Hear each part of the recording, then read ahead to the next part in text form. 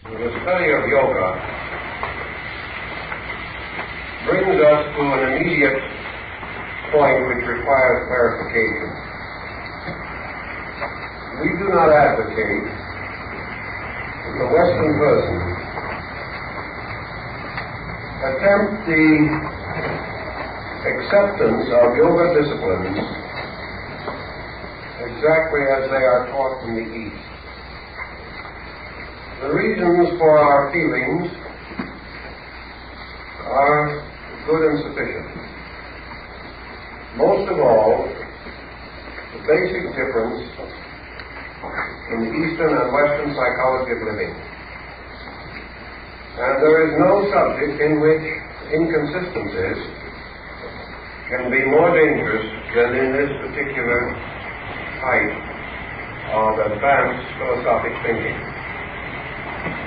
On the other hand, there are principles involved which are universal.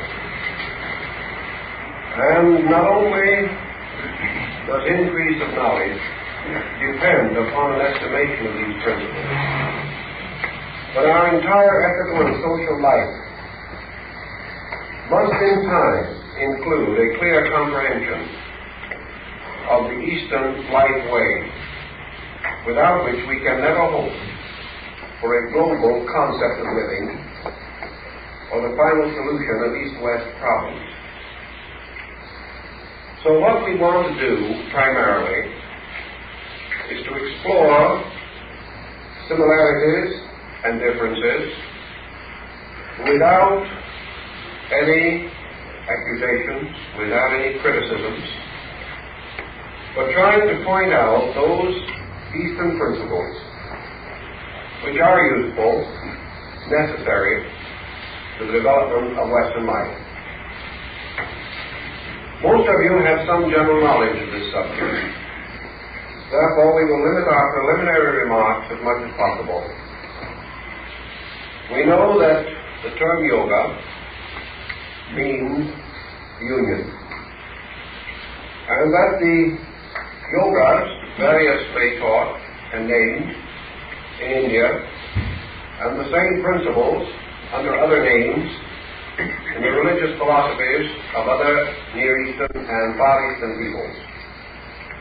That the yogas represent disciplines of union, that they represent means for man's internal re-identification with cause, with essence, with being, with reality. We also know that there is a definite difference in the Eastern and Western concept of union. The term can be left without further examination and be meaningful to both. But as we examine more closely, we realize that the religious psychology of the East and West differ as to what constitutes the ultimate attainment by man of his spiritual fulfillment. Western man, in his so-called mystical discipline, drifts toward what may be termed contemplation. Eastern man toward meditation. These are not the same things. Contemplation, as the term generally implies to us, is a person or a being intently experiencing something in relationship to himself. To contemplate, therefore, is to bestow the faculties of self upon some object in the effort to understand it, in the effort to a degree at least to possess it. I think that perhaps we can get something of the perspective by reference to the Canticles of Solomon. In this wonderful song, which is Solomon's, we have a document almost completely the work of some poet or mystic deep in the same spiritual conviction as we find among the Sufis. In the beginning of his love poem, and of course the dark maiden of Jerusalem is wisdom, is the beloved, is truth. Solomon begins with a purely Western contemplative attitude when he says, "My beloved is mine." Me and mine are the pillars of the temple of Western existence. We exist as persons, as individuals. And in our concept of growth, we grow as persons and individuals. We seek to unfold personality and individuality, even going so far as to assume that the selfhood within us is the divine ultimate for us, and that by the perfect expression of self we achieve to the release of deity through our own natures. This contemplative attitude, then, is that of the mystical observer, who, being in the presence of great or wonderful things, examines them, contemplates them, scrutinizes them, seeks to understand them, and to a measure seeks to impose upon them the understanding which he already possesses. Thus the universe becomes for him a gradual unfoldment of his own expectancy. Seeking he finds, believing he obtains the objects of belief fulfilled before him. And in his contemplative mood, he is forever justifying the convictions of his own personal consciousness. He therefore imposes himself upon the universe. He interprets the universe in terms of himself. He experiences universals in terms of personals. And we find this on every level of human thinking among Western peoples. Our Western concept of love is to desire to possess. And our Western acceptance of love is that we are possessed. I've had women come to me in very serious marital problems who complain that their great grievance against their husband was that he was not possessive enough. Now, some may not feel that way, but it does occur. They did not believe he loved them because he did not constantly seek to own or possess, and in this way fulfill an expectancy which is normal, common to Western peoples. Thus, in the Western extension of philosophy and mysticism, we find man reaching out toward a God estate, and a state of rulership, and a state of leadership, and a state of uniting with a power which ordains action, which causes action. Growth of man is therefore from human to superhuman estate, and from that to a divine estate, in which, becoming God-like, he becomes also possessed of the attributes of deity, seeing in the fulfillment of his own nature the release of divine powers through himself. Thus we have in our Western way of life the possibility of the Superman concept, the possibility of recognizing man's infinite potential to grow, and that this growth is always toward the fulfillment of an individual or personal destiny. That man comes finally to knowledge when he understands God, that he achieves truth when he understands truth. Always he is the understanding thing, the unit of awareness, the contemplating power within him, by means of which he can assimilate or accept all knowledge and absorb it into his own nature. Thus he becomes wise, he becomes learned, he becomes skilled, he becomes informed. In the Eastern way of life, however, we have a somewhat different concept, as presented finally also by Solomon in his song. For at the end of the song, after he has experienced something of a more generous or deeper mystical experience within himself. Solomon now sings in a different note, and sings simply the words, I am my beloved. This is a complete change of perspective, and may be, to a degree at least, similar to the Eastern concept of meditation. Meditation is not the individual contemplating infinite. Meditation is the continuous remembrance of a divine reality. It is the individual longing not to become the God, but to return to a godlike condition superior to himself. He no longer seeks to become or to be. He no longer accepts that knowledge will come and be possessed by him. Rather, he regards these great archetypal realities as so vast, so immeasurable, so infinite and ultimate, that he is absorbed by them. Instead of possessing truth, he is possessed by truth. For it is not his own opinion or his own attitude, but the reality which is eternal, immortal, and inevitable. And to the Eastern individual, individuality is separation from reality. And therefore, the search is for re-identification with that which is infinitely beyond the state of selfhood. When we consider these differences, therefore, we realize that they become the basis of a different ethical approach to life. For there is a great deal of difference throughout the career of the individual who wishes to gain and who wishes to give.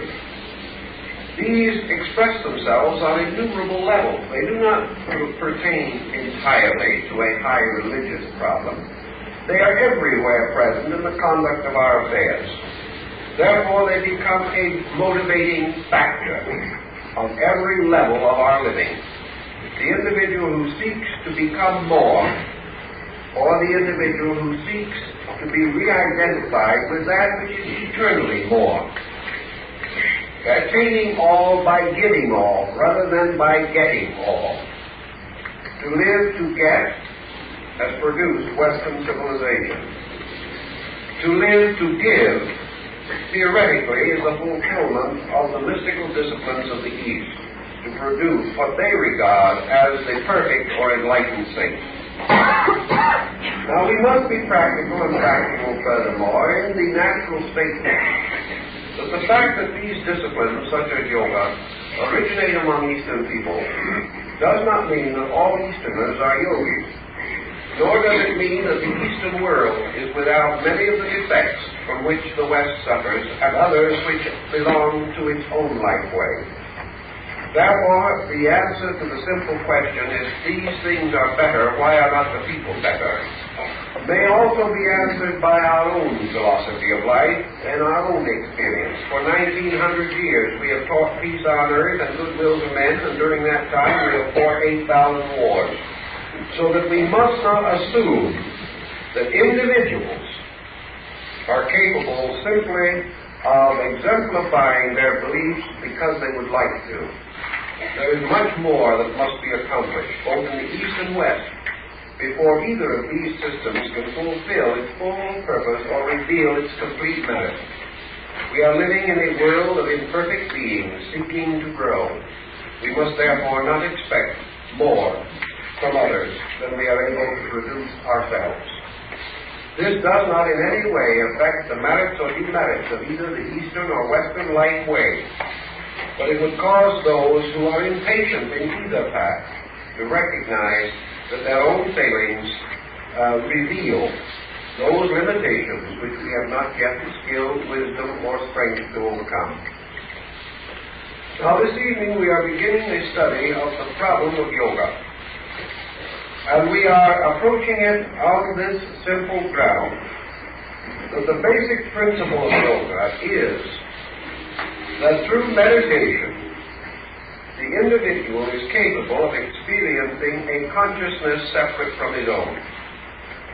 The principle of yoga means primarily that through a certain internal discipline, accompanied by a kind of attentiveness, that it is possible for the human being to have the most valuable and mysterious experience in the world, the experience of experiencing something beside himself. So this is the primary problem. Years ago at Berkeley, I discussed a problem relating to experience with a physicist there. He said, frankly, I would give half the length of my life if for 5 minutes I could change consciousness with one of the dogs here in the laboratory, so that for one moment only I could be something beside myself. For in that moment I would know much of the mystery of life, would break through this inevitable and terrible barrier by which the innermost parts of all things are isolated from each other, so that we have concourse and intercourse only on the objective level, but that within ourselves we can experience nothing but ourselves, and therefore we can never escape from the pattern within our own natures. Now, the whole principle of yoga rests upon the possibility of the individual escaping from himself, escaping from the peculiar imitation of his own internal genius. This mysterious thing by which, no matter what happens, it must happen to him. And no matter what happens, it must be interpreted by him according to what he is. No more, no less. So that everywhere and forever the individual, in the presence of infinite, is bound to an interpretation based upon his own finite consciousness. He may love things, he may venerate them, he may admire them, he may worship them, and yet still he is something apart from everything else that lives. And this apartness is probably the cause of the great psychosis which has given man the tremendous intensities which have produced the civilizations of history. Man's civilization is what it is. His arts and sciences are what they are. His industries and his economics stand in their present places simply because of one thing. The human being, in the West particularly, has never been able to experience anything except himself. Now, this is the supreme isolation. It is the supreme separateness. It must be the basis of all conflict, because it relates to what Plotinus calls multitude. Multitude being the experience of separateness, the experience of self and not self, of object and subject, of being and not being, of me and thou. Experiences which we gradually accept, which become inevitable to us as the basis of personal conscious experience. Yoga assumes the possibility of the individual breaking this barrier. And of course, as an experience, it is far more important to him than breaking the sound wall or anything of that nature, because it must be the basis for him of his first experience as a universal being. And without this experience of a universal existence, he must remain a personal being. Now, philosophy, ethics, culture, morality, many systems that we already have and have advanced to a marked degree, teach us that there is an existence apart from ourselves. They teach us that art is in spirit a moving power, an archetypal pattern, that beauty and these things have an existence. Man can venerate them from afar. The artist, to a measure, can experience them within his own capacities and limitations. But philosophy does affirm that there is a holistic existence beyond man's present state. And mysticism has always affirmed the possibility, under some condition, of the experience of this state. And this experience, the mystical experience of Atavatelis, is an experience of universality, or a universal or total acceptance of life impact. Yoga seeks to achieve this, and it does not necessarily affirm that the only object of identity is being or deity. Some systems of yoga certainly are particularly concerned with man's experience of participation in deity. Other systems of yoga do not even postulate the existence of deity and still maintain the possibility of universal experience. There are schools of yoga which also make a point of the possibility of the individual experiencing other forms of activity, other forms of life, other creatures than himself. The experience of the blade of grass, as we find it in the Zen doctrine. The experience of the soul or heart of the loved one.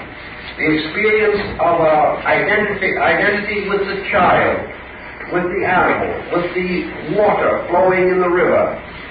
The possibility of the experience of not-self in relation to the subject or object of our attention.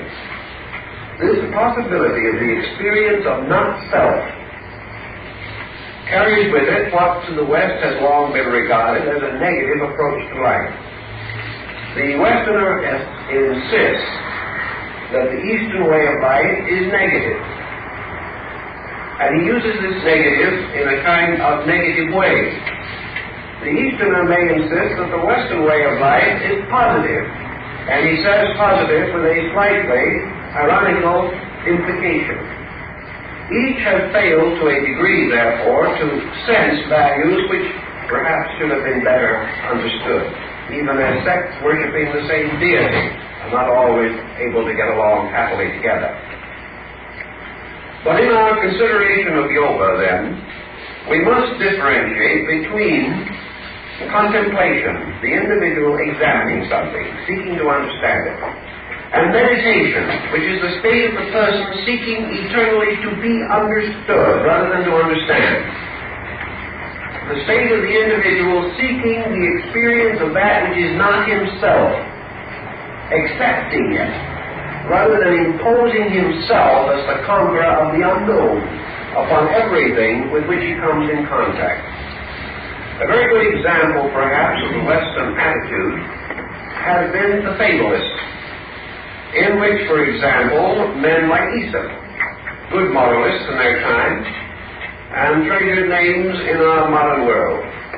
If Aesop humanizes the animal, he imposes man upon the animal. He did not originate the idea, which came from a much earlier Asiatic source. But he causes animals to have experiences like human beings. He is again following the tendency of primitive man of assuming that other creatures are like himself. Always everything is in his own likeness. Everything is something that he patterns from familiar and reasonable things, a point which caused the well-known American agnostic, Colonel Robert Ingersoll, to observe on one occasion that an honest God is the noblest work of man. That the individual is forever forming, framing, defining all of the superiors to which he was turning, and then seeking to prove that he is right, exploring always to the justification of his own perspective. In Eastern meditation, a great point is made of refraining from such conclusions. The conclusions come at ends, not at beginnings. That we think not from conclusions, but toward them. And that experience itself is the basis of fact, not our attitude toward experience or toward living or life. In yoga, therefore, we have several systems of discipline. And we must pause for a moment to consider discipline. What is discipline? We used to think of it very largely as the school teacher causing the small boy to stand in the corner as a punishment for a misdemeanor. Discipline is correction in a certain way. But in yoga, discipline must be imposed by the individual upon himself. Self-discipline, therefore, implies or suggests the development of a character or quality strong enough to control thought, emotion, and action. Discipline is therefore the exercise of a purposed will over thought, emotion, and action. Discipline is the individual controlling himself. Now this in a way is opposite also to our Western way of life. Because in the West we are accustomed to the concept that discipline is imposed by others. Discipline is imposed by the laws of our nation, of our state. It is imposed by those for whom we work. It is imposed by our moral codes, our churches, our theologies, and our philosophies.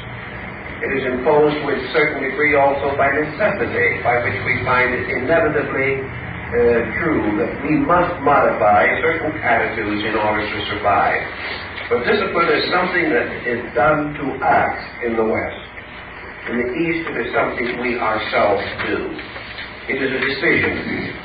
It is a purposed attitude toward a problem.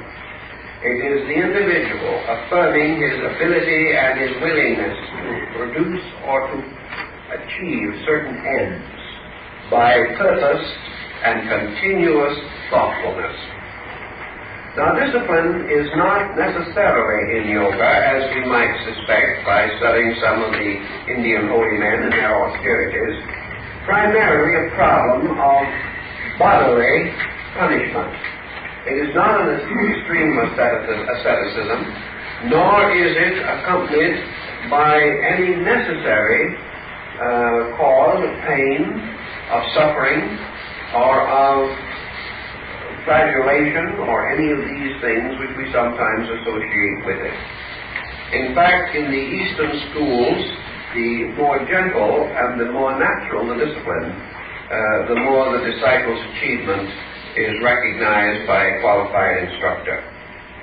Discipline, however, is to life the basis of progress in any particular department of endeavor. Discipline is what makes us play the piano every day in order to learn how. Discipline is what ties the musician to his instrument. Discipline is what ties the businessman to his office, the parent to its child, man to his dreams. Always discipline is the individual's conscious decision to achieve an end at the expense of something else which he regards as less valuable or important.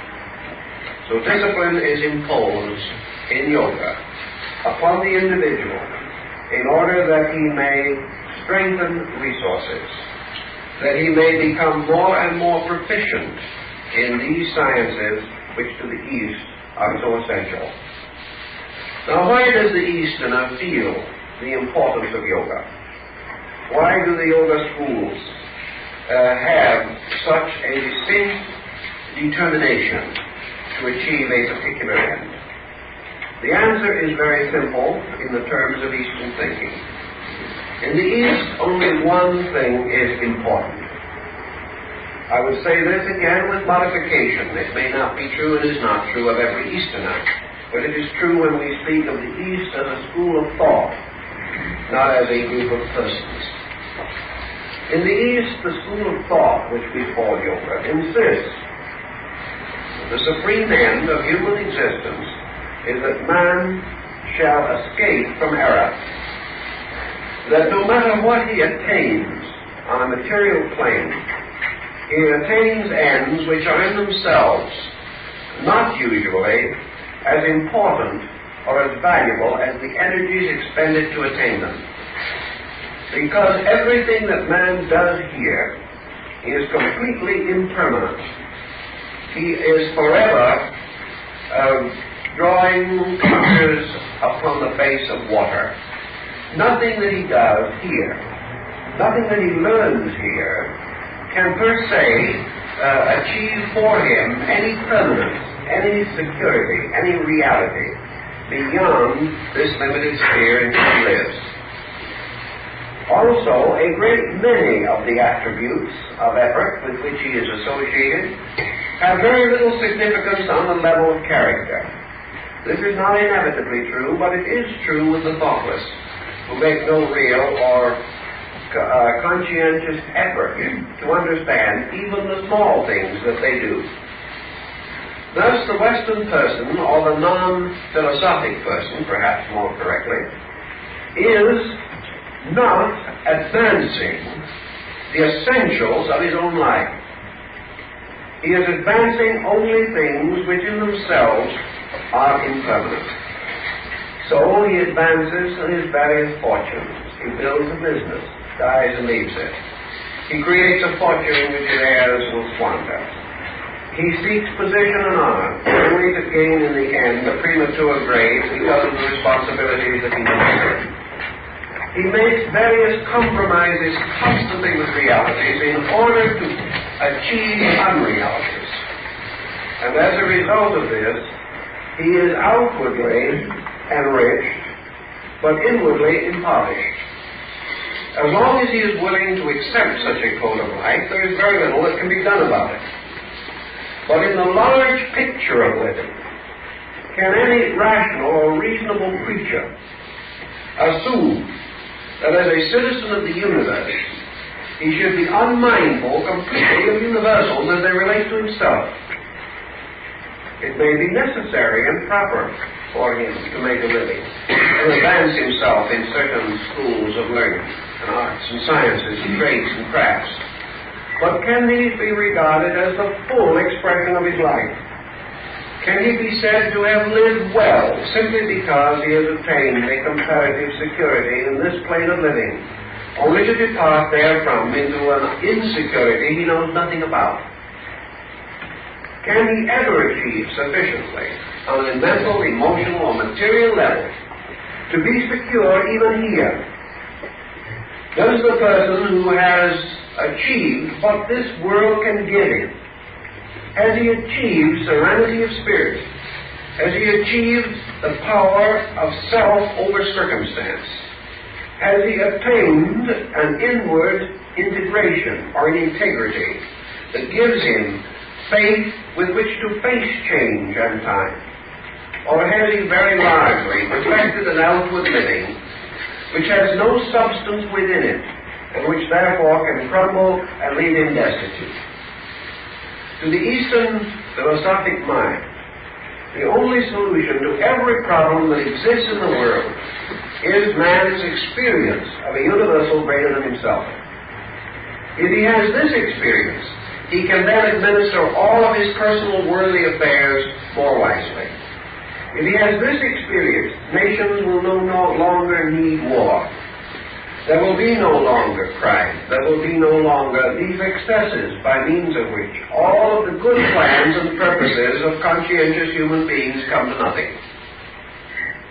Thus, in a way, the Easterner restates the statement in the Bible: "Seek ye first the kingdom of heaven and its righteousness, and all else shall be added unto you." Now, in Western civilization, we have not sought it first. In fact, we have not really sought it at all, with the exception of isolated persons. Our civilization is not built upon the individual having first attained internal security. It is rather built upon the forlorn hope that if other conditions are suitable, he may ultimately attain spiritual security. It is a complete reversal of the concept upon which the whole system is based.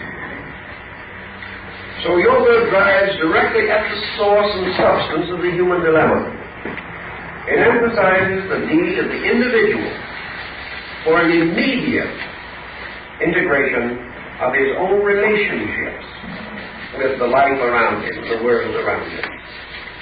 It teaches him to experience those things which he needs, or invites him to such experience, and tells him that the only way in which this experience can come to him is that he must earn it. And he earns it by discipline. He earns it by the continuous demonstration of his earnest and natural desire to know, to achieve this state of being. He also achieves it by the full and complete statement of his willingness to sacrifice for it. And what a man must sacrifice in these things, again, is a little reminiscent of some of the veiled statements of the New Testament. Because what shall the man sacrifice? With what shall he pay for this treasure that is beyond value? He certainly cannot buy it with money. He has tried that and found a dismal failure. He cannot buy it or pay for it by practically any of the services that he normally renders. He cannot think his way to it. He cannot even feel his way to it. Both thought and emotion are inadequate for the ultimate goal that he wishes to reach. Therefore, what has the human being to give, which is a great enough and worthy enough offering, that it may compensate for the one and eternal thing which he desires to gain? And the Eastern answer to that, perhaps better stated than I have stated it, is very simple. The only thing any individual has to give to anything is himself. And in yoga, the prize of liberation is the immediate and unhesitating surrender of self. That the individual who wishes to achieve the eternal must attain that end by the complete and voluntary sacrifice of the temporal. This does not mean that he gives away his goods. It does not mean that he neglects his family. It does not mean that he takes a little flag and starts out on a crusade. Nothing of that kind at all. What it actually means is that within himself he relinquishes the concept of I. That he relinquishes the I want, I am, I will, I can. That he relinquishes the vortex, the focal illusion of selfhood, realizing ultimately that this is the one thing that stands between him and universal. Things are either personal or universal. Self is the ultimate personal. The universal is the ultimate impersonal. And at the time of the attainment of the impersonal, the personal must die.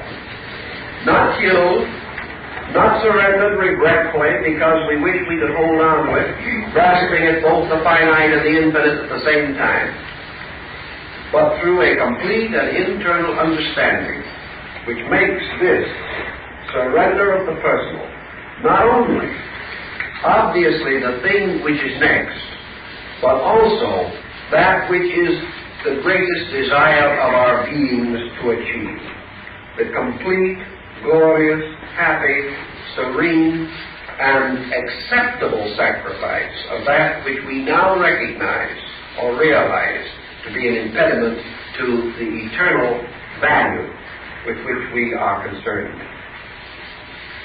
Now this brings us to the first subject of our major series at this moment, and that is we're going to talk a little on the theme of Karma Yoga. Now, as you know, there are many yogas, and in many books and in some writings this term is not even included.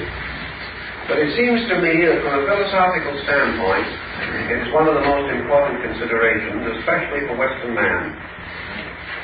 The term karma implies the ethical consequences of conduct considered collectively or completely. In other words, karma is the inevitable relationship between what the individual is and what he does, and also between what he does and what he is. Karma is therefore the totality of action in its relation to its ethical and moral, its spiritual, its intellectual, and its physical consequences. Buddha, in one of his dialogues, says that effect follows cause as the wheel of the cart follows the foot of the oxen. Man lives in a world of cause and effect. He lives in a world in which, as far as his own present consciousness is concerned, there is an intimate relationship between his own incentives and their results. So in the study of yoga, we can conceive, for example, man achieving a state of meditation, as this may relate to his own conduct. It is the problem of the introduction of a discipline into the concept of conduct, and strangely enough is one of the very foundations of Raja Yoga, which is probably the highest form of the royal discipline of this system.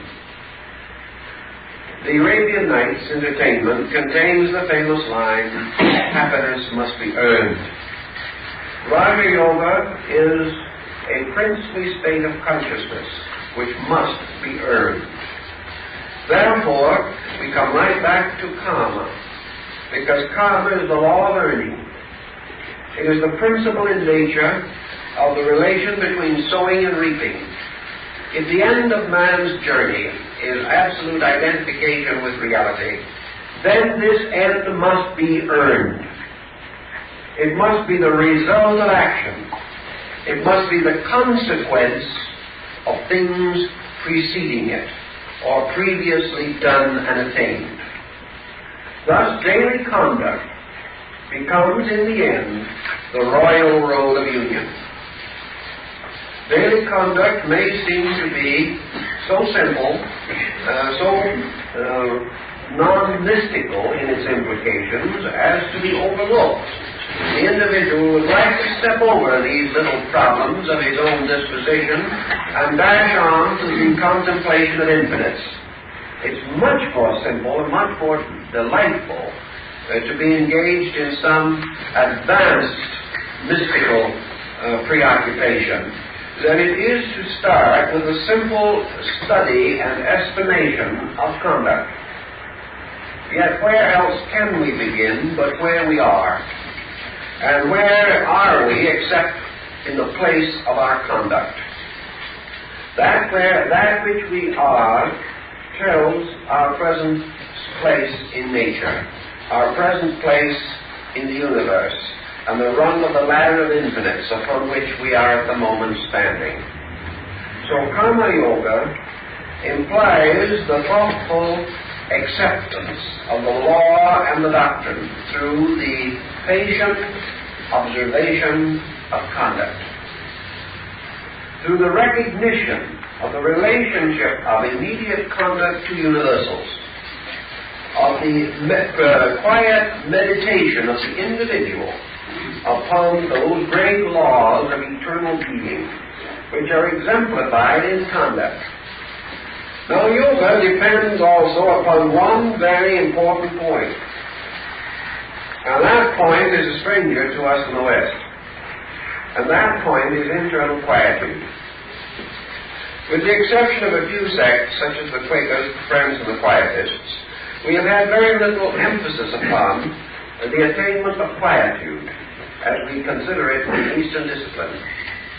Quietude is the condition in which the individual, relaxing, ceasing aggressive action of any kind, finds within himself peace. Now, this is a large order for Western man, because the moment we begin to probe into ourselves in the West, we are apt to run across a number of psychotic pressures. We are likely to find, as many human beings in the Occident have found, that the last person we can get along with well is ourselves. Therefore, it is much more pleasurable and enjoyable to spend our time in the association of others, even though we do not believe what they say or agree with what they do. They have one virtue: they keep our mind off of ourselves.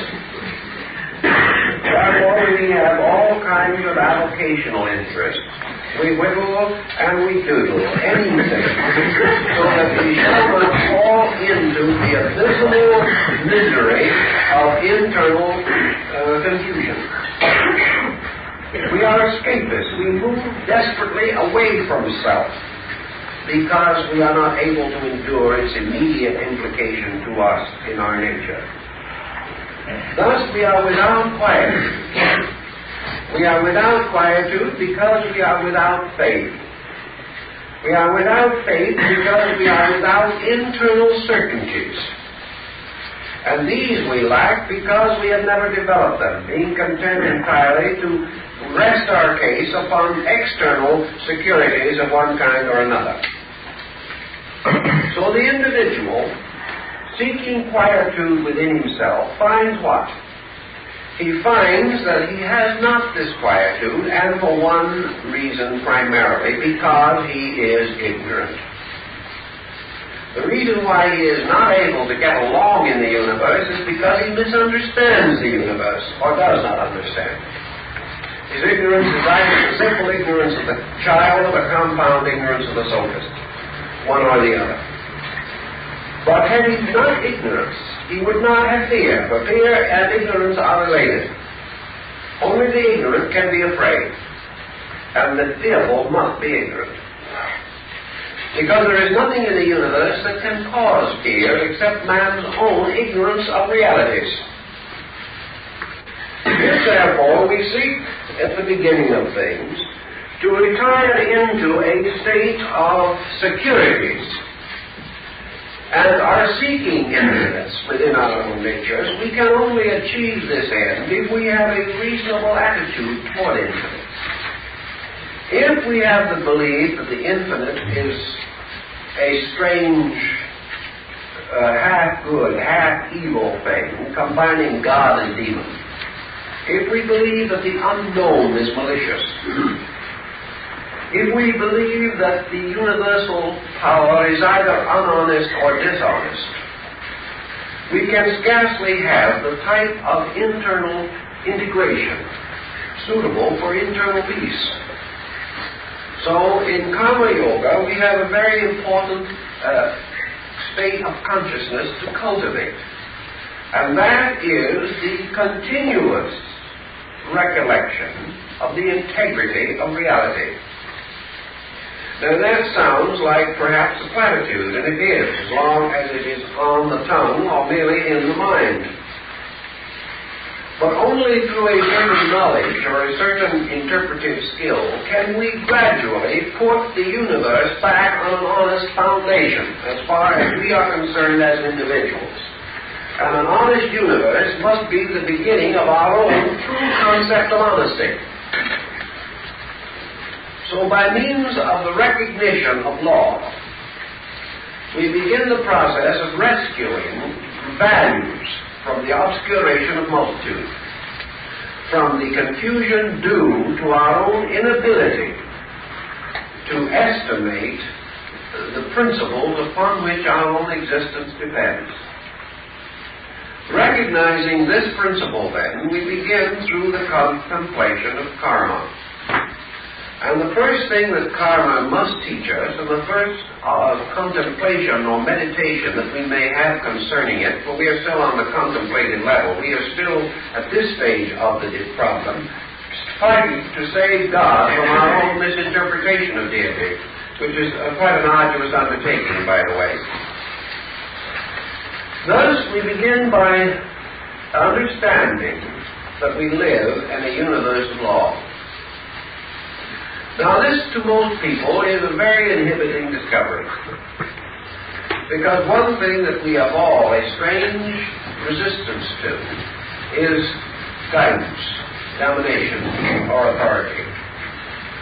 Our search for freedom seems to make us feel that the moment that we come under any pattern of authority, we should be frustrated.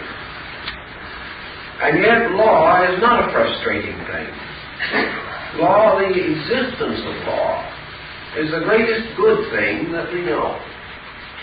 Now, law intellectually thinks of lawyers and judges and jurors and things of that nature. It's a very cold, it's a very hard term. It sounds very much like a 90-day sentence or $500 bail.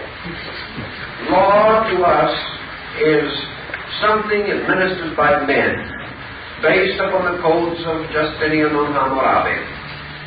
Law to us is a mental word. It is a word that carries exactitude, heartless, soulless, and without understanding. The jot and tittle, the eye for the eye, and the tooth for the tooth.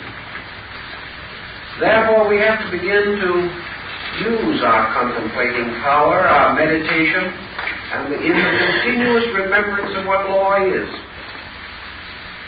And to experience law, not as an institution created by man, or an arbitrary dictate set up by the tyranny of a divine will, but that law is reality. Law is being. Law is actuality. Law is the greatest comfort, the greatest security, the infinite fact of things. Law is our hope, not our Selah. And law is not a continuous exertion of will. Law is the eternal unfoldment of universal love itself. Therefore, law and love are the same thing. They are not polarities. And why must we say that? We say it because law and love work together and unite in the service of good. That which is the law is the greater good. That which is the greater good is the greater love. Now we find this, for example, in a very simple way in our own human problem. We do not like to tell a small child that it shouldn't have that ice cream cone. We want that child to be happy. But as parents, perhaps we must say no, the child is aggrieved, and for the moment we are equivalent to the universal tyrant itself. And yet it is our love and not our tyranny that has caused the action. It is our greater knowledge of a greater good.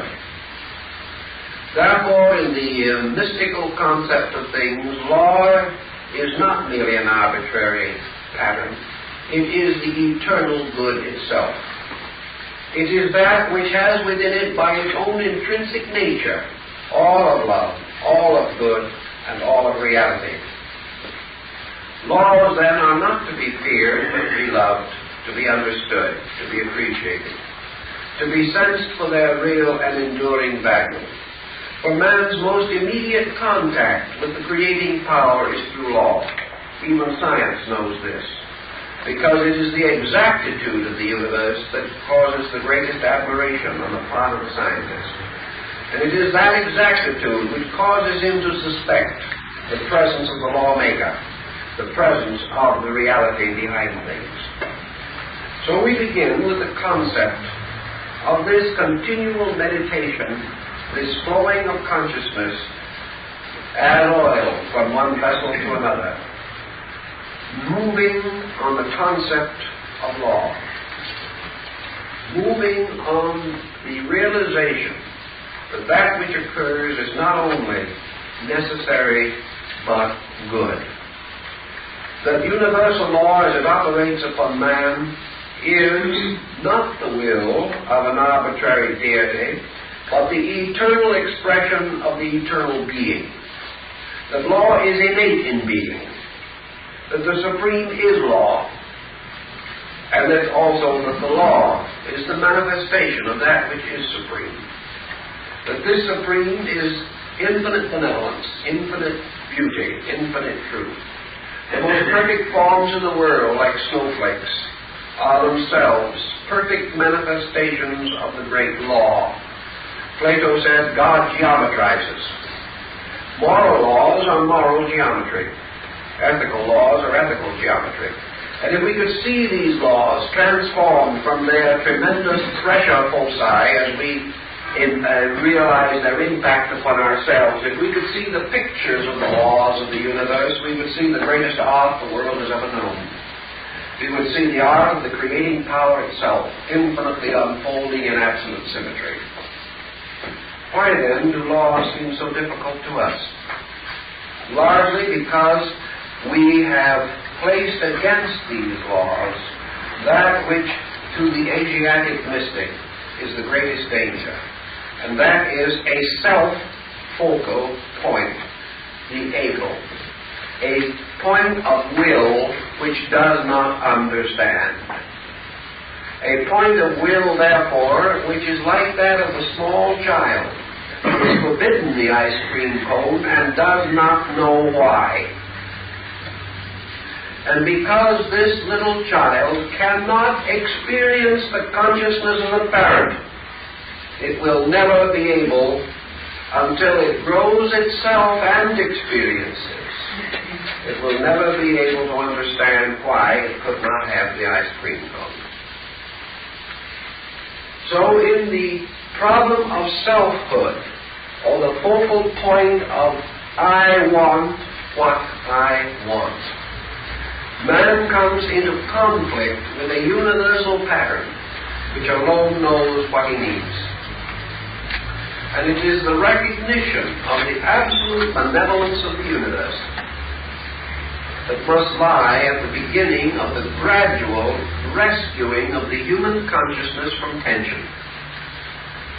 Because tension arises from confusion, it arises from stress, it arises from rebellion, it arises from all these illusionary attitudes of reproach, of disagreement, of disillusionment, of conflict between individuals and between all individuals, and the patterns which are eternally good for them. So karma begins to unfold on a level of conduct, a simple and approachable level. The importance of the human being's recognition of the essential rightness of that which occurs to him. The essential and inevitable rightness of the position and condition in which he is placed.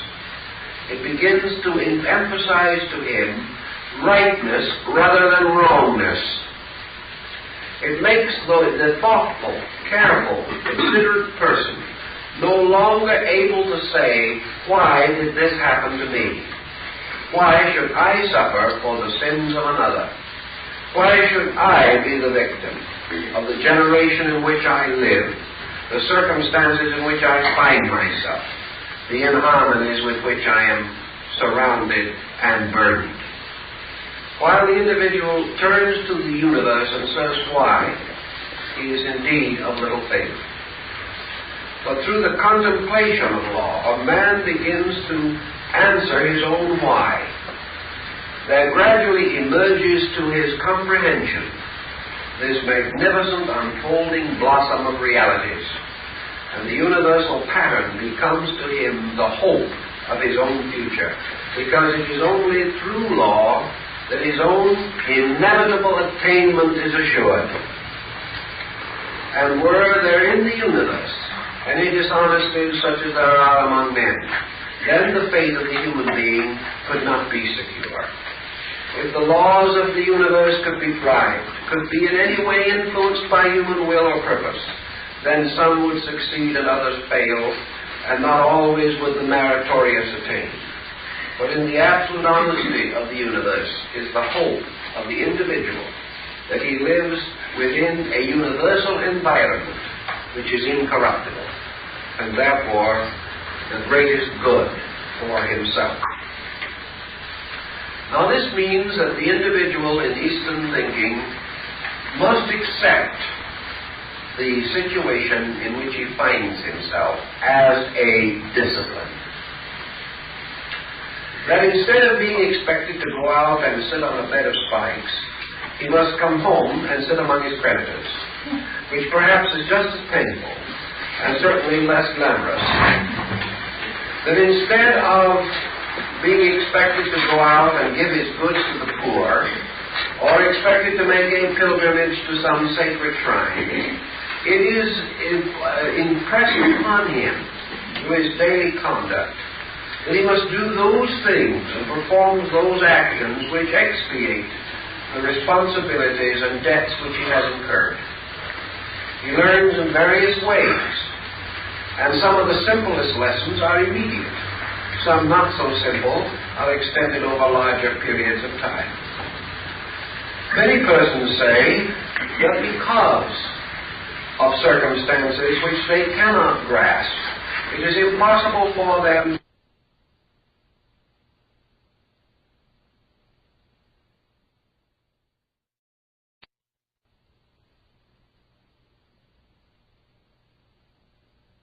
It's so numerous, so obvious, that he can scarcely deny them.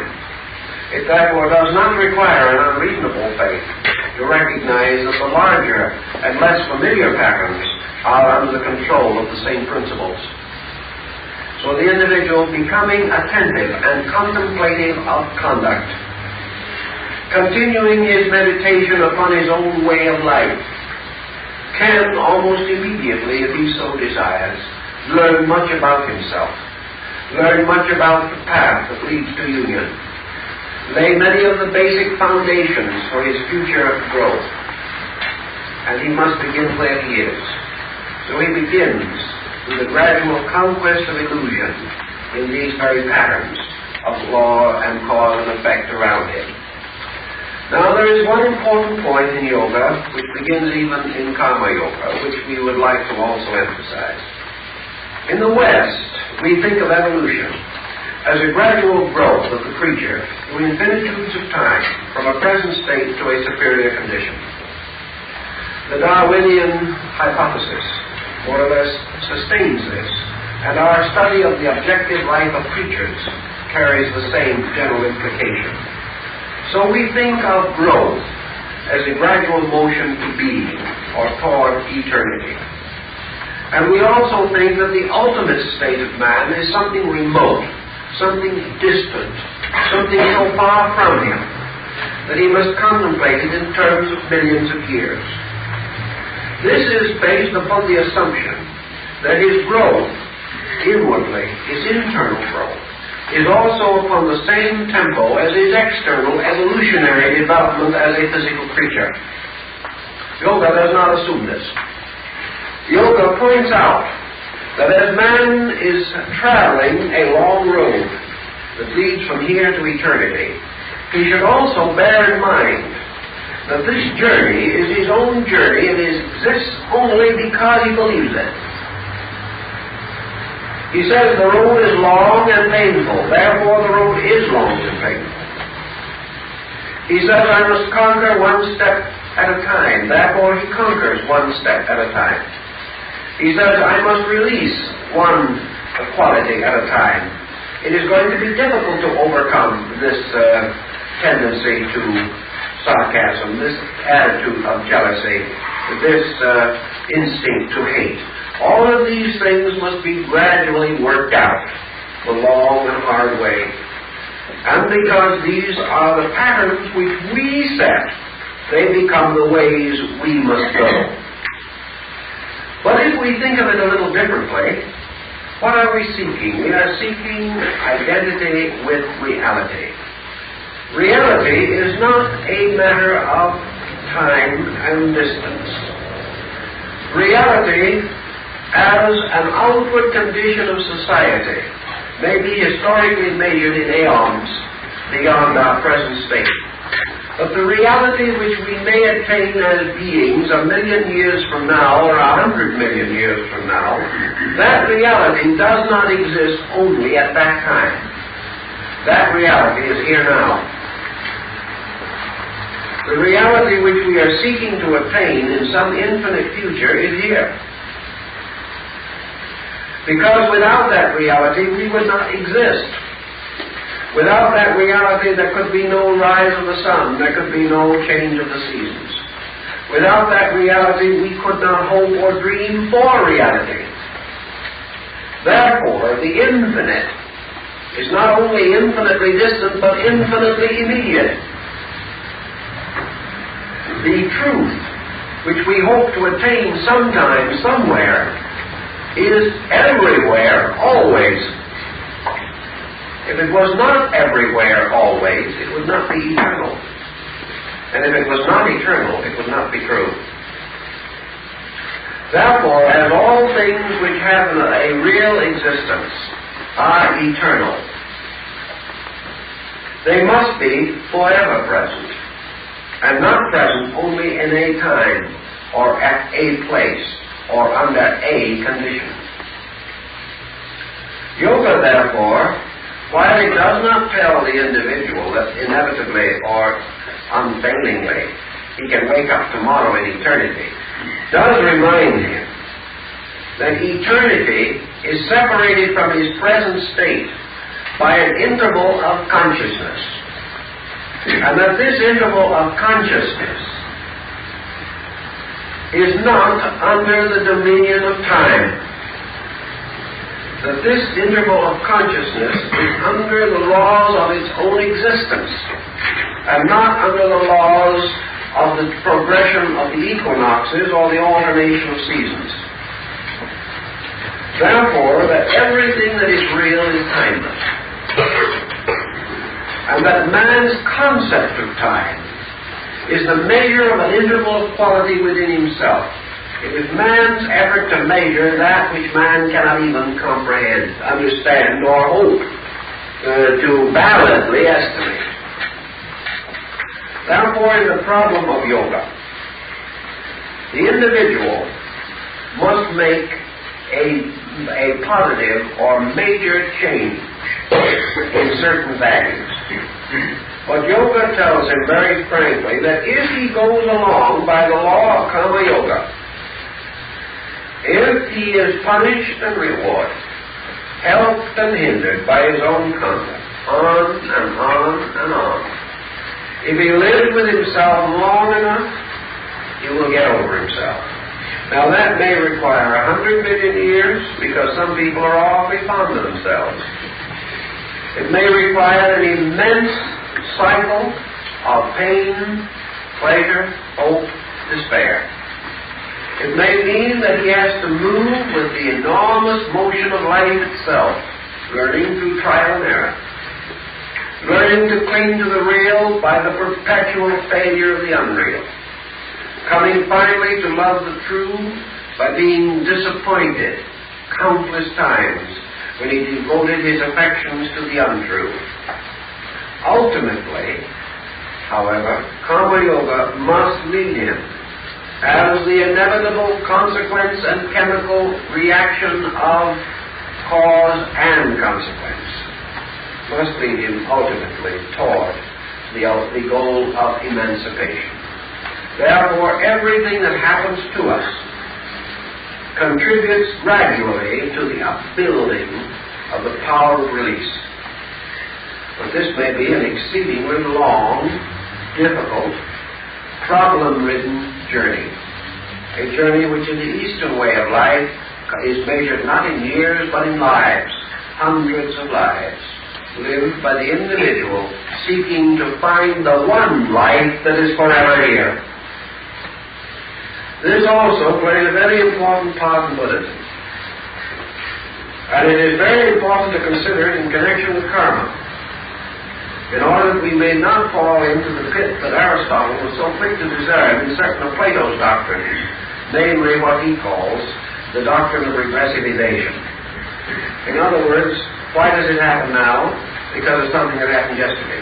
Why did it happen yesterday? Because of something that happened the day before. And so on to infinity. We never arrive at first cause. On the opposite end, tomorrow is the result of today. Day after tomorrow, the result of tomorrow. The day after that, the result of the preceding day, and so on, and we never come to an ultimate. Aristotle pointed that out as leading inevitably to a vicious circle. In other words, these causes and effects go on forever, and man exists only in a squirrel cage, in which he can never escape unless there is some other dimension or some other factor involved in the operation of these laws. Now, the thing that is added, the difference by which the cycle is established rather than the circle, lies in another factor, another dimension of this important problem. Namely, that not only is man experiencing, but man is meditating. Man is contemplating internally the overtones of value involved. Therefore, everything that happens to him not only brings its mechanistic effect, but its philosophical overtones. Man is not only passing through an incident, he is changing consciousness as a result of the incident. Now, if this changing of consciousness is by trial and error alone, then, again, we have the long and difficult path. But if this change of consciousness is under discipline, then the individual begins to affect his own action. He begins to step into the problem of activity in a new relationship to it. Now, to come to the yoga angle on the thing, however, we have a little different point of view that has to be taken into consideration. Yoga, as a recognition of a certain impersonal, inevitable divinity, reminds us that nothing can happen to us unless there is something for it to happen to.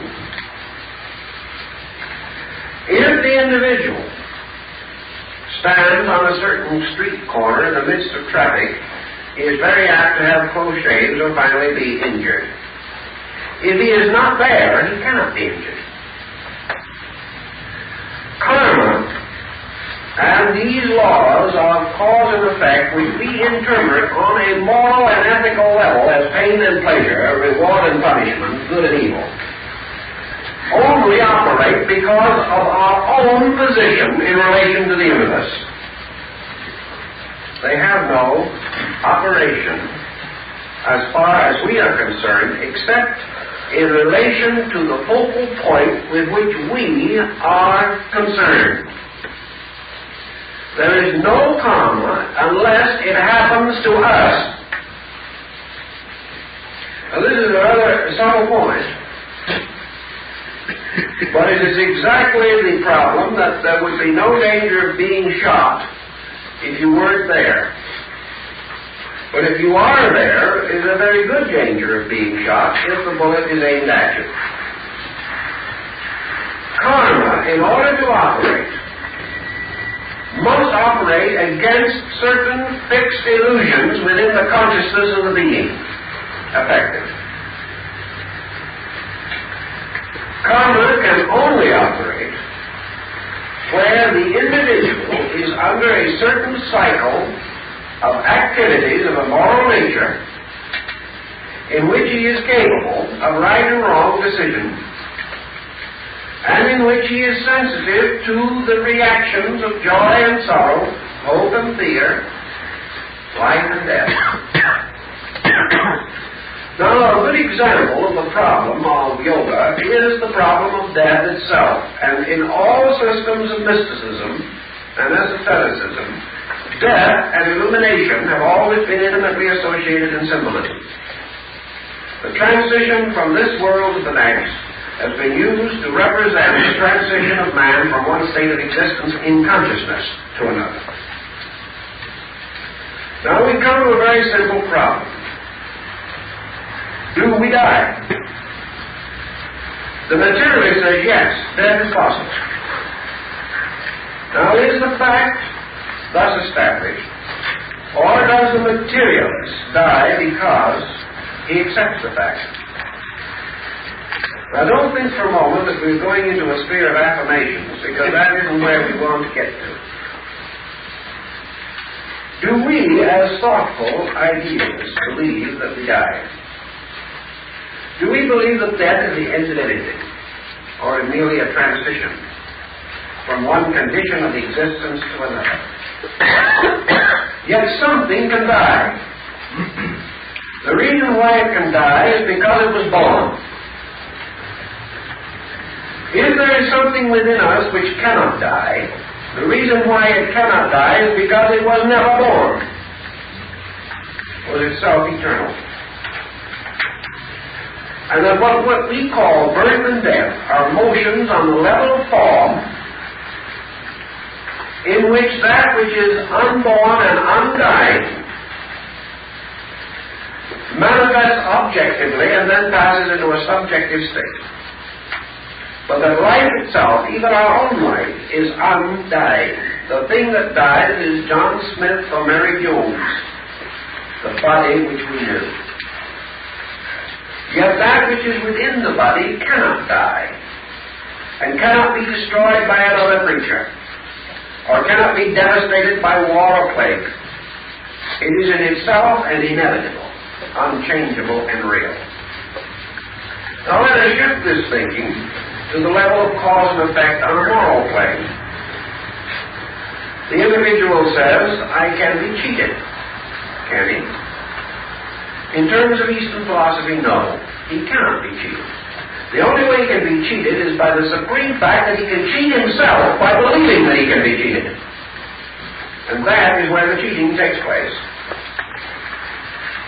That wherever these things happen, it is because in his own state of ignorance, he is accepting a level corresponding to the body which is born and dies, and is without realization or experience of the eternal life that cannot be born and cannot die. Now this eternal life which is within man and is the reality of him is therefore like the reality of his spiritual integrity, something that cannot be touched by the vicissitudes of existence. Yet while man lives objectively, he can be safe. As long as he lives objectively, he can be rich or poor. As long as his consciousness is focused upon body, he is a victim of everything that happens to body. As long as he believes that he and his body are identical, he can fail, he can pass through every change, every alteration, every mood to which body, as a visible and objective form, can be subjected. As body he can be martyred, as consciousness he cannot. As body he can be defeated, as consciousness he cannot. As a person he can be destroyed. As a universal life he is indestructible. So his ability to react to laws upon various planes depends entirely upon the focal point of his own consciousness. If he is focused in his bank account, the loss of it is a supreme tragedy. If he is not focused there, it comes and goes and is very little concern to him. Some individuals find it difficult to accumulate, others find it difficult to spend what they have accumulated. There are innumerable intemperances and only one temperance. There are countless illusions and only one reality. Now the law of karma relates to a conditioned existence in which the individual, by his own causations, has set upon himself consequences that he must face. He must face them as long as he was foolish enough to cause them. And he must face them as long as he is operating on a level of consciousness in which his own conscience and his own morality tells him that he has broken faith with himself. If then we are dealing with the problem of yoga, we are dealing with the realization that the individual moving from one level of consciousness to another, by so doing, moves the center of his own awareness, moving, as the Buddhist explains the same problem, from servitude to one interpretation of law to emancipation under another interpretation of the same law. Because the law of the universe is in itself not karmic. It is only karmic when this law comes into conflict with the sattva or the self-focus of an individual who is unenlightened. This will require more thought and more time, but we will give it that thought and time in the course of the series of talks that we are dealing with now. But in your problem of karma, in both your Buddhist and your Hindu system, you have, therefore, something that is very difficult for the Westerners to understand, and that is an absolute law that apparently can be transcended by a discipline. It isn't transcended by the discipline. The law and its reaction are both interpretations by the consciousness of the human being upon a level. When he is no longer on that level, that interpretation and that whole cycle of circumstance fades out like the insubstantial fabric of a dream, leaving not a raft behind. The problem then is to recognize the essential and inevitable transitions of these patterns. To the mystic, to the Eastern yogi in meditation, the universe is a sudden expansion of universals in which things like cause and effect have returned or absorbed again into their own eternal source. They are like time. They exist for those creatures who exist within time, because they do not know that they are timeless. There's the Hindu fable about the elephant, which is tied by a small cord to a stake. The elephant remains there year after year because it doesn't know that with one good hard pull, the stake and the rope would go. But because the elephant is a cautious and conservative creature like man, it moves its foot a little, finds a little resistance, and decides that it is there bound securely. It has not realized that this bondage is meaningless in terms of the potential strength of the creature itself. In then, the consideration of karma, how are we going to solve the problem? Karma is cause and effect. Cause and effect are action and reaction. What is cause? Cause is always an aggressive activity of some kind. What is an effect? It is the receptivity to the consequences of an aggressive activity. Therefore, the more aggressive the activity, the more dynamic the circumstances which it causes. The more dynamic these circumstances, the more dynamic the reactions which will inevitably follow them. Therefore, if we strike the man, we may expect that he will strike us back. If we perform a certain action with excess, we may expect the reasonable consequences, which will be reaction of excess. So we begin the contemplation of what is the solution. How do we begin to extricate ourselves from excess? Now, what is excess in the majority of instances?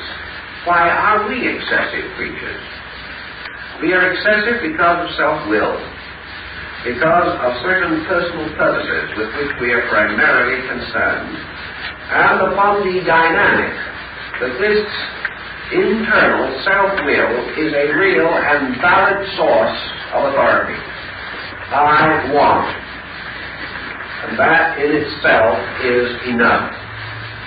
From that point on, there is only one thing that remains, and that's to get what we want. The fact that we desire is all the authority we need to devote a lifetime to the effort to secure that which we desire. The merit of the desire is never considered. The essential integrity of the thing which desires, and its essential nature, and its relationship to eternals, is not known. Therefore, because this desire arises from some obscure and mysterious part of our own internal, we assume that it is the voice of authority, that we must live and should live in order to justify that desire. So we live largely to justify desire, to fulfill ambition, and to achieve such creature comforts as may most likely be conducive to pleasure and happiness. Yet at the end we find not pleasure and happiness, but infirmity and death. That is the disaster. That is the part that is difficult. If, however, changing this point of view, we say that a thing is not necessary because we wish it, but that the wise man says, we wish that which is necessary. The change of our perspective, the change of our relation toward desire, releases us from what the Buddhist calls one of the principal hindrances.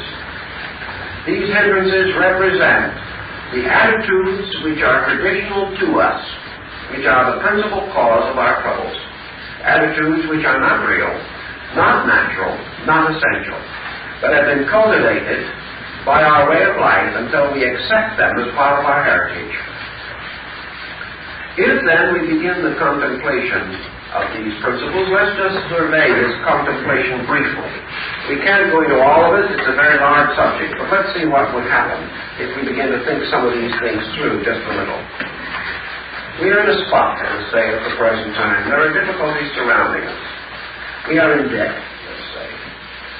There's a little danger that they may come and collect the icebox, the car, the television, tuition and several other things, and that also we must remember with some grievances that the suit we're wearing is not paid for. And of course there's nothing more that is undesirable than to pay for a worn-out suit. That is what many people do. Now there are several ways in which we can look at this. Here we are beyond our depth.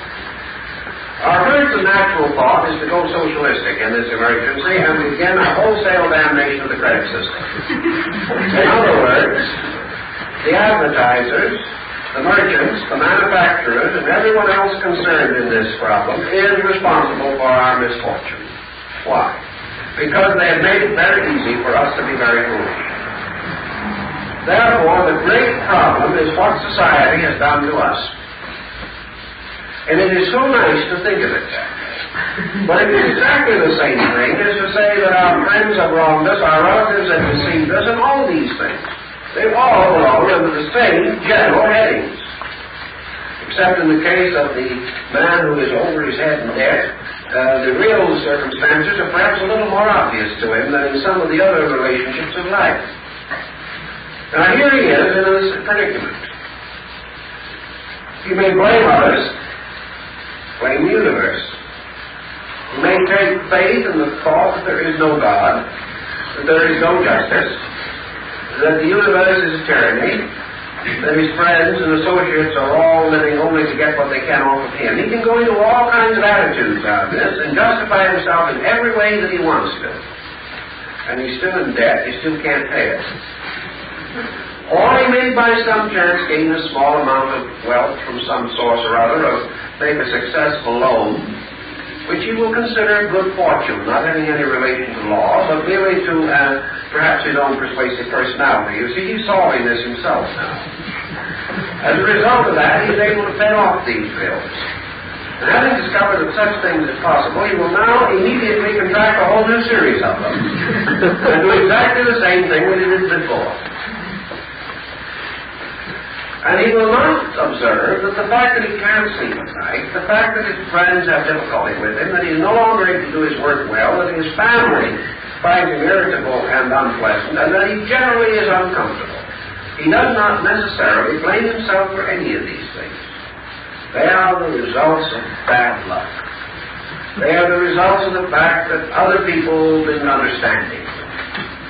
And so the whole message of law to him was lost. The simple fact of the matter is that he was fooled. He was just unwise. He was unreasonable. He did things which his own common sense should have told him he shouldn't do, but he did them because he wanted to. Now this is the basis of karma to a very large degree. Here we have, therefore, the individual today with any one of innumerable problems presented, of which debt may be one.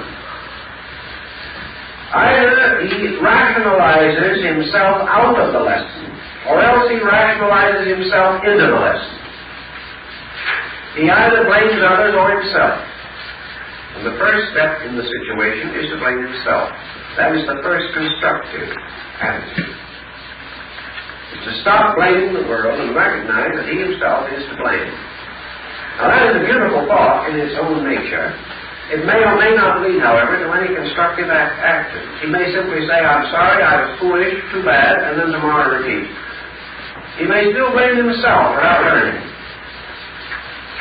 But if he repeats several times, he will probably gain a certain instinct toward moderation. He will not do it again repeatedly. He may do it several times, but not forever. Ultimately, he must learn something. But assuming that he accepts the responsibility as his own, he has set this thing in motion. He's gotten himself into a situation which may take him several years of painful self-sacrifice to clear up. Now comes the next question, which is infinitely more important and one which he probably will not ask unless under some special dispensation of intelligence. And that is, what is this self that he is blaming? Now then, it isn't somebody else's fault, he says now. It's my own fault. I am responsible. Now, what is the I that is responsible and made him do a foolish thing? If this I is of a quality and of a dispensation that can run him in debt in 3 weeks, if this I can also cause him to do many wrong things, and it does, and he knows it, why is he so eager to forever please this I? And why is he willing to hang his whole destiny upon it? The thing that this I makes him do is stupid. And yet, as a being, he has accepted the infallibility of this I and built his whole philosophy of existence upon it. If wherever it operates, it does things that are not very wise.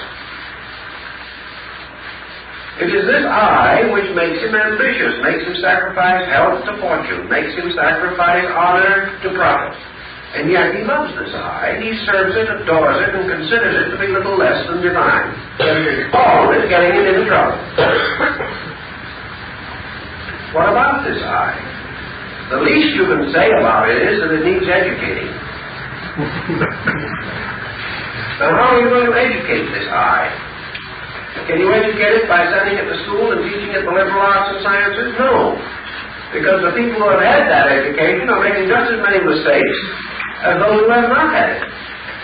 There are individuals who have many degrees after their names who are in debt for their ice boxes. It hasn't solved it.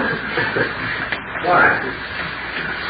Because in educating the I, you're educating something on a quality level that cannot be educated by ordinary schooling. The only thing that you can do with this I is reach it on a level of intelligence, on a level of basic thinking. Yoga, however, takes a very simple attitude. This I isn't worth saving. Because no matter what you do with it, no matter how much you condition it, no matter how much you perfect it, it is still a dead loss.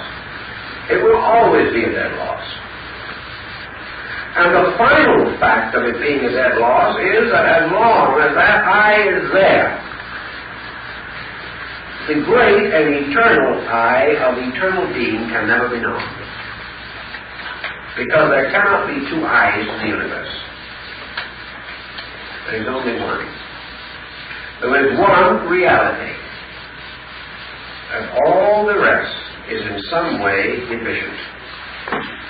Therefore, it is this reality which is more important, more significant, more real than I. The mind and the self are both slayers of reality. So in the problem of yoga, the answer to karma lies in the simple fact that the I causes it. And therefore, the cessation of the I must be the end of it. As long as there is self-will, there is reaction. When there is universal will, there is no reaction. Because this universal will, being in itself eternal, inevitable, and absolute in its good, being complete and perfect and deficient in none of its parts, the only reaction that can come from its own conduct is perfection, is reality. That which makes no mistakes can have no reaction except absolute good. Consequently, from the standpoint of yoga, the eternal is the only unconditioned being. And the state of eternal consciousness is the only condition of consciousness which can have no reaction. Nothing can be caused by it except itself. Nothing can result from it except itself.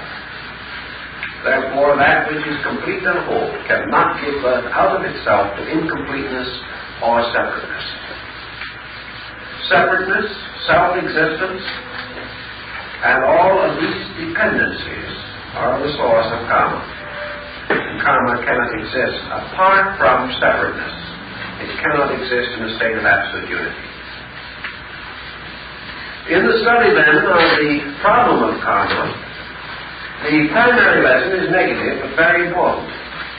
Namely, that the individual begins to contemplate the relationship between the suffering and the cause of suffering, and comes through the study of karma to the final discovery as an experience of consciousness, not something I tell you, but something that you experience within yourself, that it is yourself which makes it possible for you to suffer.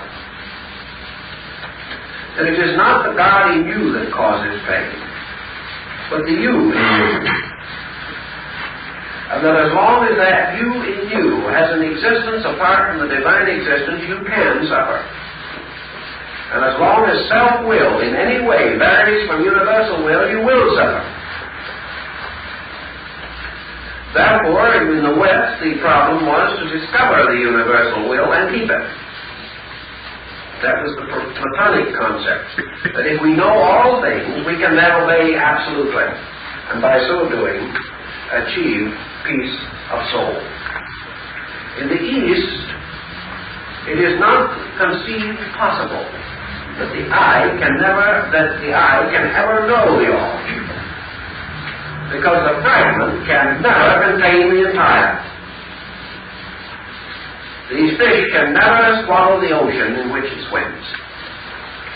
And so, attempting to conquer the infinite is a fish trying to swallow its own ocean. That which is infinite is infinitely greater than I. Therefore, the I cannot contain it, cannot control it, cannot dominate it, and can never willfully demand anything of it. When man demands of the infinite, he receives only, by interpretation, that which the I itself creates through this chemistry. In the East, consequently, the concept is the gradual diminution of the I, so that the self is no longer the controlling factor. Now, the individual says, what kind of a future does that give us? What kind of a future is there for the individual if his own I does not go on? We might ask, what kind of a future is there for it if it does?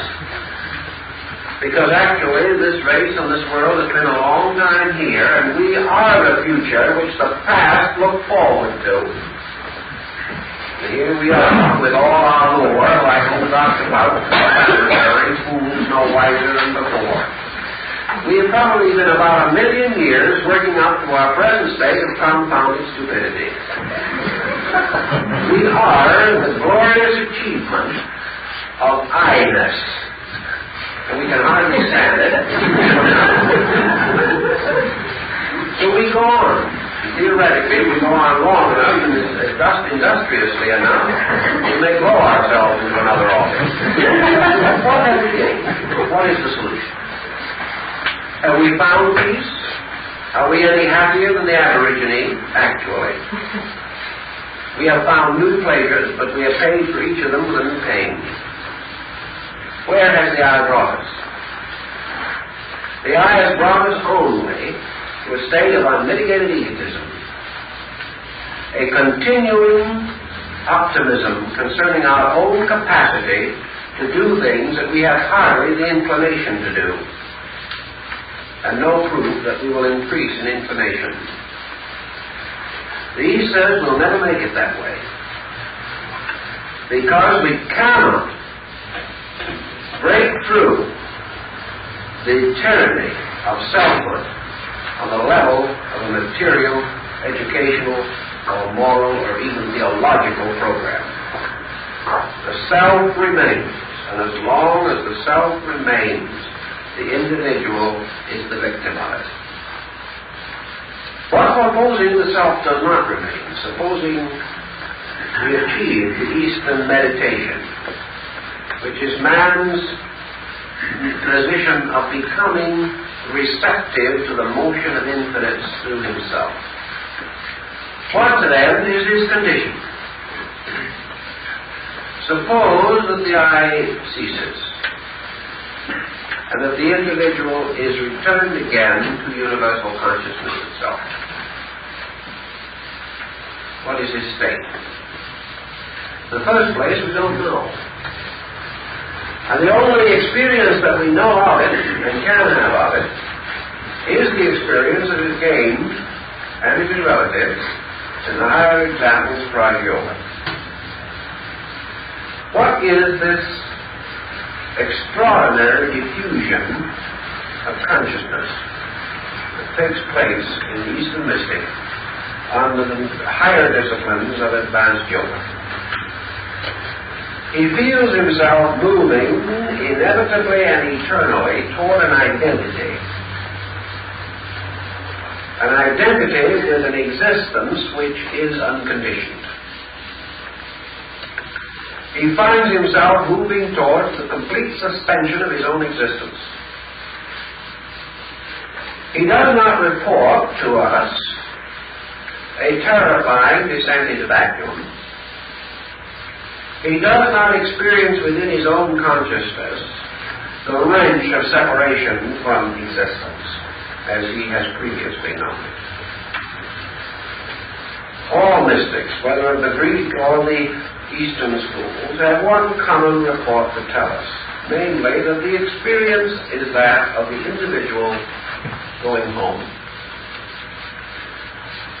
That it is, as Plotinus called it, the motion of the alone to the alone.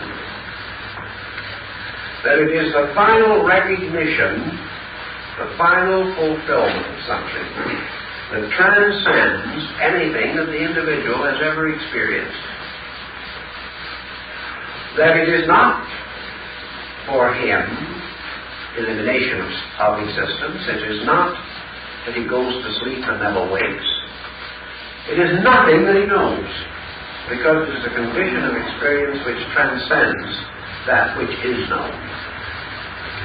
He cannot say that he enters into a state of non-existence.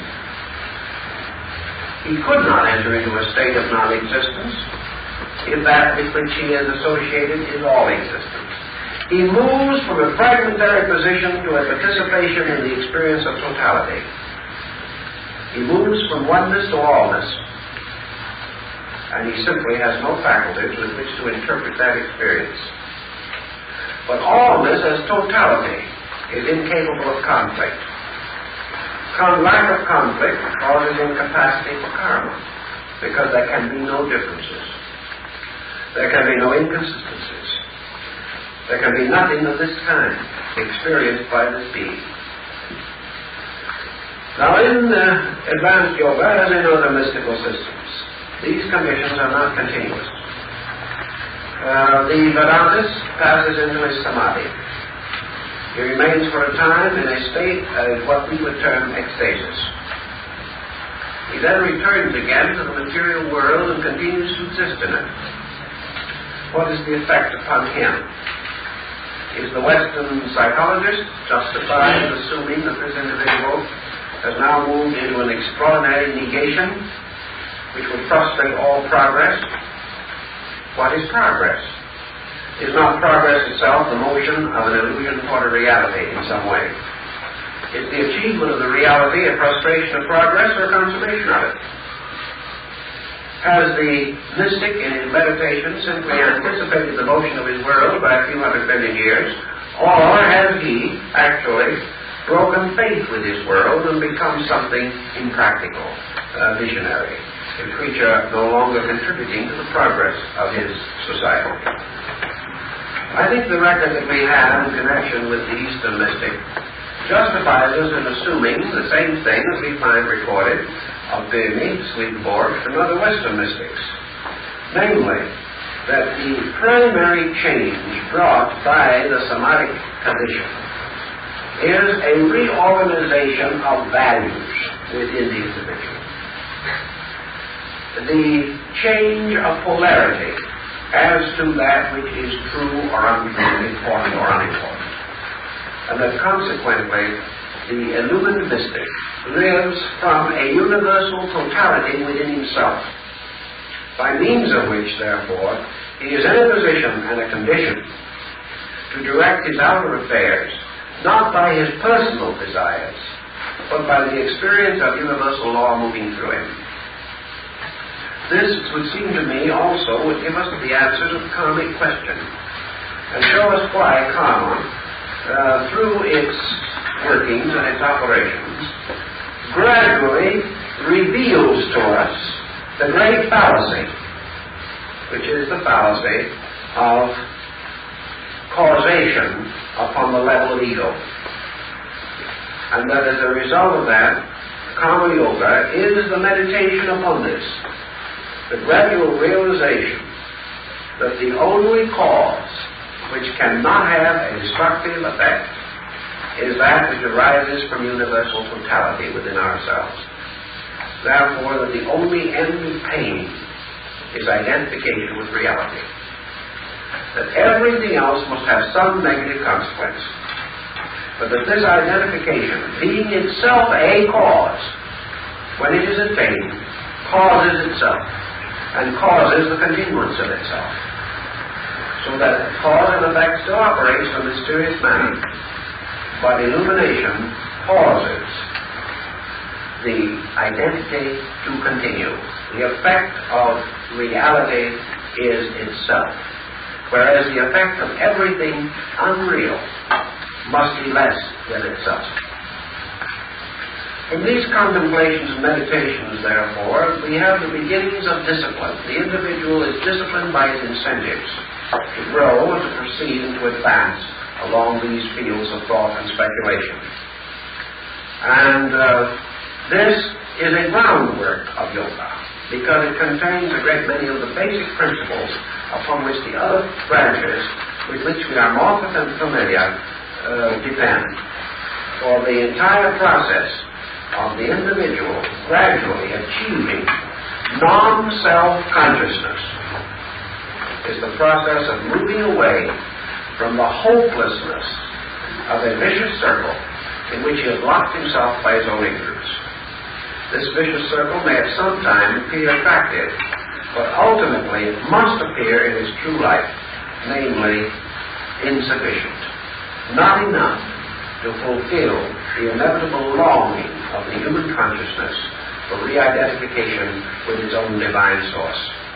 So yoga becomes the study of this union and the various methods by means of which it can be attained. And the following lectures of this series will be devoted to unfolding the various schools of yoga with which you will find note on the program. And we thank you for being with us tonight.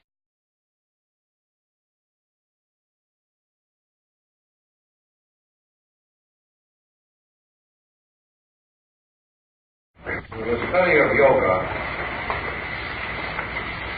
brings us to an immediate point which requires clarification. We do not advocate that the Western person attempt the acceptance of yoga disciplines exactly as they are taught from the East. The reasons for our feelings are good and sufficient. Most of all, the basic difference in the Eastern and Western psychology of living. And there is no subject in which inconsistencies can be more dangerous than in this particular type of advanced philosophic thinking. On the other hand, there are principles involved which are universal. And not only does increase of knowledge depend upon an estimation of these principles, but our entire ethical and social life must in time include a clear comprehension of the Eastern life way, without which we can never hope for a global concept of living or the final solution of East-West problems.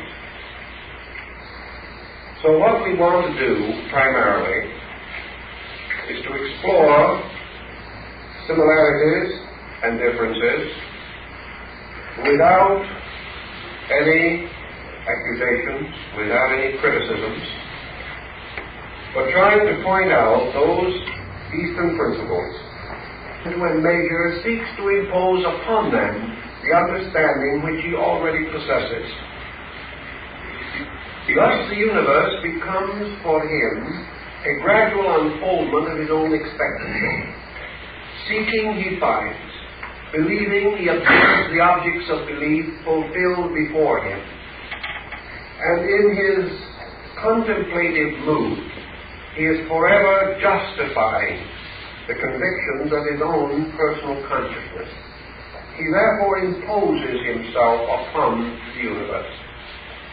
He interprets the universe in terms of himself. He experiences universals in terms of personals. And we find this on every level of human thinking among Western peoples. Our Western concept of love is to desire to possess. And our Western acceptance of love is that we are possessed. I've had women come to me in very serious marital problems who complain that their great grievance against their husband was that he was not possessive enough. Now, some may not feel that way, but it does occur. They did not believe he loved them because he did not constantly seek to own or possess, and in this way fulfill an expectancy which is normal, common to Western peoples. Thus, in the Western extension of philosophy and mysticism, we find man reaching out toward a God estate, and a state of rulership, and a state of leadership, and a state of uniting with a power which ordains action, which causes action. Growth of man is therefore from human to superhuman estate, and from that to a divine estate, in which, becoming God-like, he becomes also possessed of the attributes of deity, seeing in the fulfillment of his own nature the release of divine powers to himself.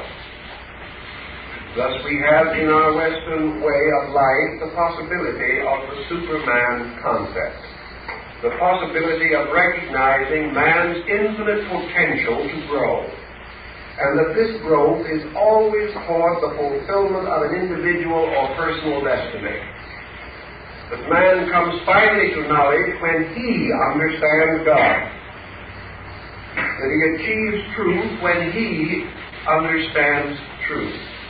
Always he is the understanding thing, the unit of awareness, the contemplating power within him, by means of which he can assimilate or accept all knowledge and absorb it into his own nature.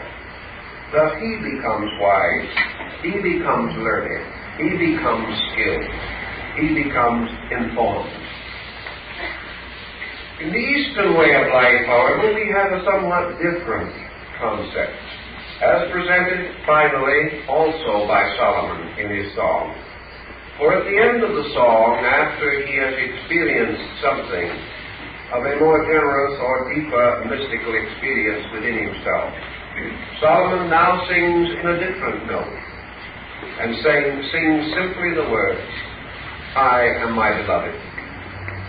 This is a complete change of perspective, and may be, to a degree at least, similar to the Eastern concept of meditation. Meditation is not the individual contemplating infinite. Meditation is the continuous remembrance of a divine reality. It is the individual longing not to become the God. To contemplate, therefore, is to bestow the faculties of self upon some object in the effort to understand it, in the effort to a degree at least to possess it. I think that perhaps we can get something of the perspective by reference to the Canticles of Solomon. In this wonderful song, which is Solomon's, we have a document almost completely the work of some poet or mystic, deep in the same spiritual conviction as we find among the Sufis. In the beginning of his love poem, and of course the dark maiden of Jerusalem is wisdom, is the beloved, is truth. Solomon begins with a purely Western contemplative attitude when he says, "My beloved is mine." Me and mine are the pillars of the temple of Western existence. We exist as persons, as individuals. And in our concept of growth, we grow as persons and individuals.